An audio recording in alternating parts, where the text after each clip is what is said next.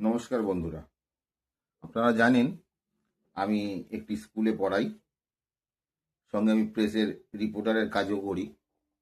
আরেকটা আমার পেশা আছে, যেটা হচ্ছে আমি জ্যোতিষ চর্চা করি। এটা আপনারা হয়তো অনেকে জানেন না। আমার যদি পুরনো বন্ধু থাকেন তবে দেখবেন আমি জ্যোতিষ নিয়ে প্রচুর পোস্ট করেছি এর আগে। তা আমি আজকে ভাবছি যে আবার নতুন করে কিছু জ্যোতিষ নিয়ে পোস্ট করব।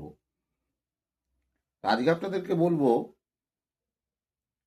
আপনাদের কোন বারে জন্ম হলে কোন দেবতাকে পুজো করলে আপনাদের লাভ হবে, তার প্রতিদিন একটা একটা করে বলবো। আজকে আপনাদের বলছি, যদি আপনাদের সোমবার জন্মদিন হয় তাহলে আপনারা কোন দেবতার পুজো করবেন, সেই দেবতার পুজো করলে আপনারা বেশি লাভবান হবেন। তাহলে সোমবার যাদের জন্ম